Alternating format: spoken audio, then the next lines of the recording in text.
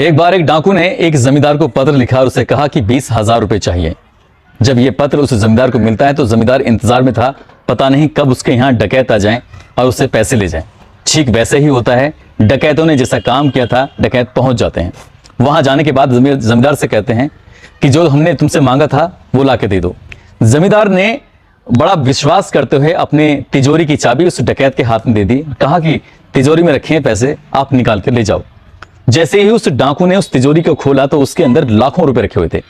लाखों रुपए देखने के बाद उस डाकू की नीयत खराब नहीं हुई, बल्कि वो वापस जमींदार के पास आता है, आकर कहता है कि मैंने सिर्फ 20,000 मांगे थे, तुमने पूरी तिजोरी दे दी जिसमें कई लाख रुपए रखे हुए हैं, क्या बात है।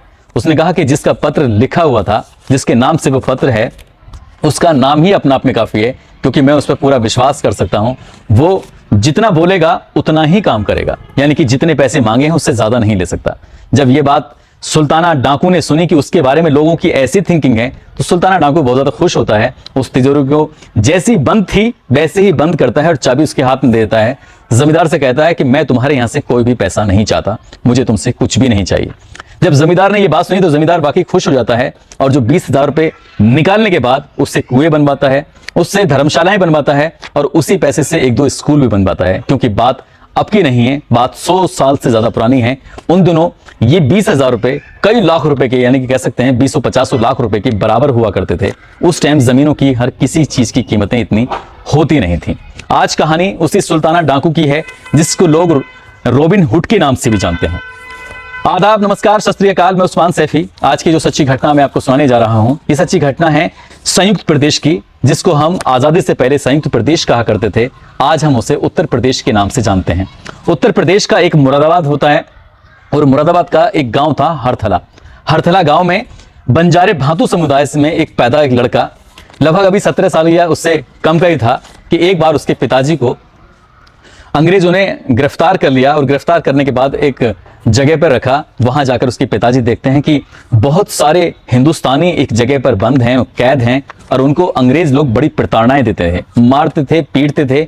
मारने की, पीटने की सिर्फ एक ही वजह थी कि वो अपनी मर्जी से, यानी कि अंग्रेजों की मर्जी से धर्म परिवर्तन करें। चाहे वो किसी भी धर्म, किसी भी जाति, किसी भी समुदाय का क्यों ना हो, वो अपने समुदाय, अपनी जाति, अपने धर्म छोड़कर वो ईसाई बन जाए। जो ईसाई बन जाएगा उसको छोड़ देंगे और जो ईसाई नहीं बनेगा उसको नहीं छोड़ा जाएगा।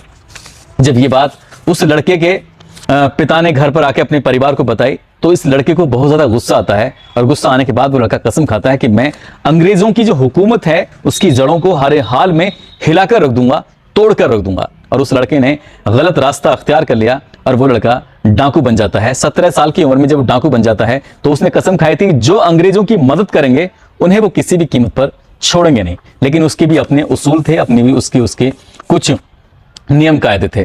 दरअसल एक बार वो अपने 100 साथियों के साथ, उसकी गैंग में 100 से ज्यादा डाकू थे, सबके हाथों में उस जमाने के आधुनिक हथियार हुआ करते थे, और उन्होंने एक जमींदार के घर में धावा बोल देते हैं।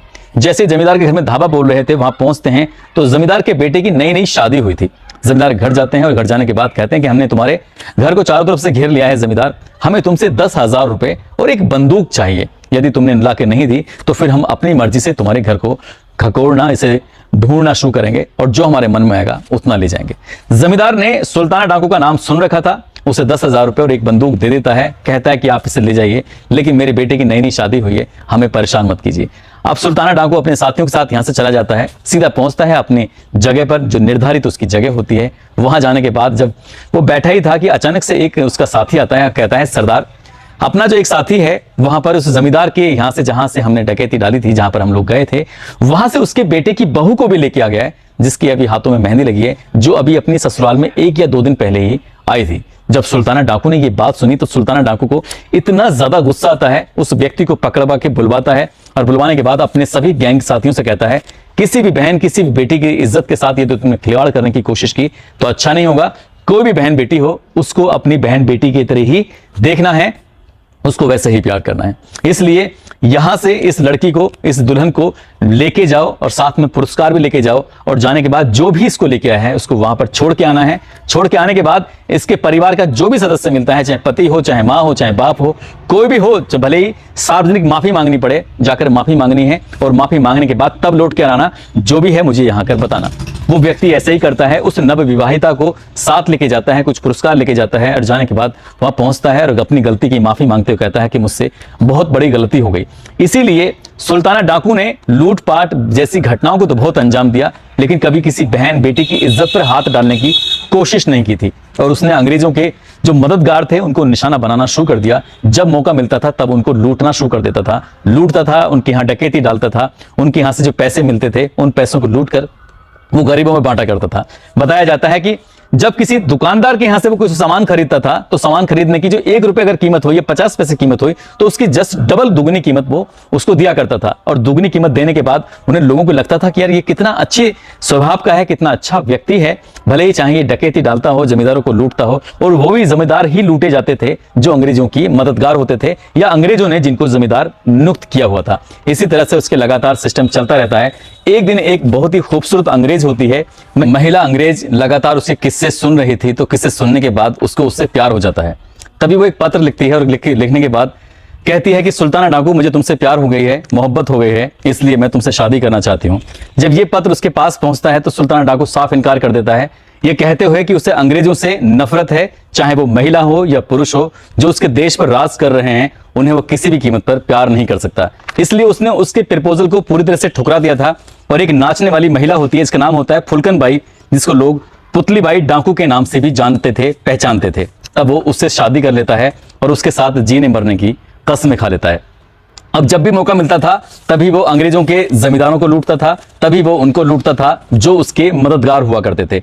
बताया जाता है कि एक बार एक अंग्रेज को इन्होंने पकड़ लिया और पकड़ने के बाद उसे ट्रेन के आगे डाल दिया था। उसमें काफी मात्रा में सोना चांदी जो भी पैसे थे वो जा रहे थे।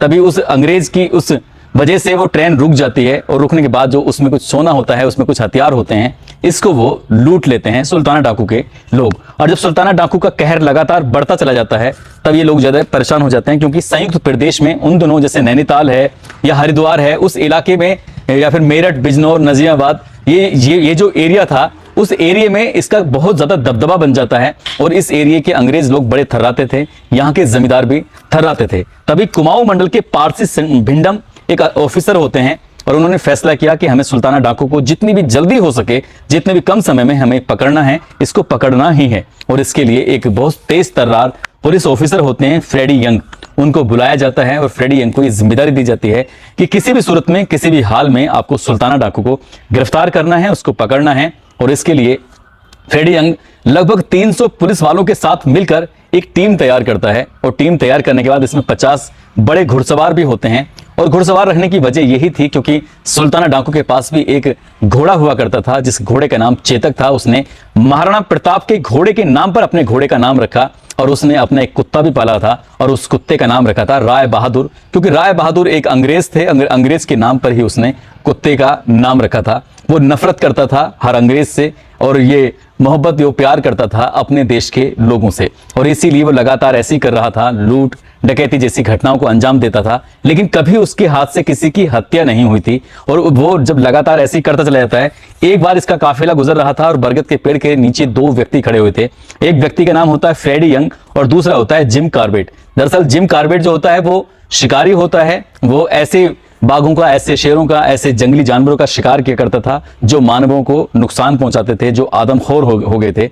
लगभग 15 ऐसे बाघ या फिर ऐसे जानवरों की उसने शिकार कर लिया था, क्योंकि वो आदमियों को मारते थे, उन्हें खा जाया करते थे। तो जिम कार्बेट को अभी सहारा लिया फ्रेडी यंग ने, और एक बार वो बरगद के पेड़ के नीचे खड़े हुए थे, तभी यहां से सुल्ताना डाकू का काफिला निकल रहा था, गुजर रहा था। और ये दोनों के दोनों अंग्रेज लोग इसके निशाने पर थे, सुल्ताना डाकू के। तो सुल्ताना डाकू का साथी कहता है कि ये हमें गिरफ्तार करना चाहते हैं, ये हमें मारना चाहते हैं, आज ये हमारी बंदूक के निशाने पर हैं, सुल्ताना डाकू इनको हमेशा के लिए खत्म कर दो। तभी सुल्ताना डाकू कहता है कि हम ऐसे लोगों को नहीं मारते जो पहले से ही कमजोर हों, और ये कमजोर हालत में हैं। हमारे पास 100 से ज्यादा लोग हैं, इसलिए हम किसी को मारते नहीं हैं, आज तक हमने किसी को मारा भी नहीं है। ये जानते हुए कि ये फ्रेडी यंग और उसका साथी जो होता है जिम कार्बेट उसको पकड़ लेगा, गिरफ्तार कर लेगा, उसको फांसी के फंदे पर भी चढ़वा सकता है, लेकिन उसने उसको नुकसान नहीं पहुंचाया और यहां से चले जाते हैं। फ्रेडी यंग इस बात को देखकर बड़ा हैरान था कि सुल्ताना डाकू ने उस पर हमला नहीं किया, जबकि वो उसे पकड़ना चाहता था। यह भी बताया जाता है कि सुल्ताना डाकू अपने मुंह में एक चाकू रखता था और वक्त पड़ने पर उस चाकू को निकालता था, उसका इस्तेमाल करता था। यह भी बताया जाता है कि वो अपने जहां से भी कुछ सामान खरीदता था, लेता था, उसकी दुगनी कीमत उसकी अदा करता था। इसलिए वो गरीब लोगों में, इसलिए वो व्यापारियों में, इसलिए सब लोगों में वो चहेता था। और उसने कसम खाई थी कि वो उस अंग्रेजों की हुकूमत को, उसकी जड़ों को वो हिला के रख देगा। और एक दिन ऐसा ही होता है कि नागल सोती थाने का गांव लगता है जालपुर। यहाँ के जमींदार होते हैं सुब्बा सिंह। सुब्बा सिंह की हवेली पर वो धावा बोलता था और यहां से वो लगभग 14,248 रुपए, साथ ही कुछ जरूरत की चीजें होती हैं, लूट लेता है। ऐसे लगातार लूट डकैती को अंजाम दिया जाता था। ऐसा बताया जाता है कि ये जालपुर की ये शायद सबसे अंतिम डकैती होती है इसकी। फिर इसको जो फ्रेडी यंग होता है उसको सूचना मिलती है कि सुल्ताना डाकू अपने साथियों के साथ नजीबाबाद के जंगल यानी कि बिजनौर के जंगलों में छुपा हुआ है। उसको गिरफ्तार करने का सही मौका है। वो अपने 300 साथियों के साथ, उनके असलाहों के साथ, अपने घोड़ों के साथ वहां पहुंच जाता है। उस दिन या फिर कह सकते हैं उन दिनों इन्होंने जब ये किसी घटना को अंजाम देने के बाद अपने साथियों को कुछ कम कर दिया था और ये एक दो कुछ कम साथियों के साथ वहां पर मौके पर मौजूद होता है। फ्रेडी यंग यहां पर धावा बोल देता है जंगल में, उसी जगह पर। बिल्कुल मुखबिर की सूचना बिल्कुल ठीक थी और उसे सुल्ताना डाकू को पकड़ लेता है, उसको दबोच लेता है। जबकि सुल्ताना डाकू ने कहा था कि वो कभी जिंदा पकड़ा ही नहीं जा सकता, लेकिन इस मिथ्या को उसको फ्रेडी यंग ने झूठा साबित कर दिया। 14 दिसंबर साल 1923 में आखिरकार सुल्ताना डाकू गिरफ्तार होता है और उसको नैनीताल की जेल में रखा जाता है और वहां इसकी सुनवाई चलती है। ये सुनवाई चल रही थी 7 महीने लगातार। फ्रेडी यंग और जिम कार्बेट इससे आते थे, मिलते थे, बातचीत करते थे और बातचीत करते करते कब इससे सुल्ताना डाकू से दोस्ती हो जाती है इनको पता ही नहीं चलता। इसलिए इसने इसको एक पत्र लिखा अपनी गवर्नमेंट को, अपनी अंग्रेजी हुकूमत को, कि सुल्ताना डाकू को कभी फांसी ना दी जाए, उसको कभी मारा ना जाए। इसलिए क्योंकि उसने कभी किसी की हत्या नहीं की है और जबकि उस पर हत्या के ही चार्ज लगाया गया करते, तब ये अपनी कहानी, अपने किस्से इन दोनों को बताया करता था। एक बार फ्रेडी यंग जब उसे पता चलता है कि 7 जुलाई 1924 को इसकी फांसी की तारीख तय कर दी है, तब वो 6 जुलाई 1924 को इससे सुल्ताना डाकू से मिलने के लिए जाता है। और जब मिलने के लिए जाता है तो उससे बातचीत करता है। तभी सुल्ताना डाकू कहता है कि वो चाहता है कि उसका बेटा कभी भी डकैत ना बने, डाकू ना बने, क्योंकि उसका बेटा 7 साल का है। और जो उसकी पत्नी है पुतली बाई, आप जाकर उससे मिलना और मिलने के बाद उसकी पत्नी को सही रास्ता बताना। वो चाहता है कि उसका बेटा पढ़े लिखे और एक कामयाब इंसान बने। तो ये वादा वो कर लेता है फ्रेडी यंग। और वादा करने के बाद वो यहाँ जब उसे फांसी हो जाती है तो उसके बाद फिर उसके बेटे को लेकर वो कुछ दिन के लिए भोपाल में रहता है। उसके बाद फिर उसे लंदन में शिफ्ट कर देता है। बताया जाता है कि उसके बेटे को पढ़ाता है, लिखाता है, उसके बाद उसको ऑफिसर बनाता है। हालांकि इसका रिकॉर्ड कहीं नहीं मिलता कि वो ऑफिसर कब बनता है, कैसे बनता है, लेकिन फाइनली उसको वो ऑफिसर बनाने के लिए अपने इंग्लैंड लेके जाता है, लंदन लेके जाता है और वहाँ उसकी पढ़ाई लिखाई कराता है।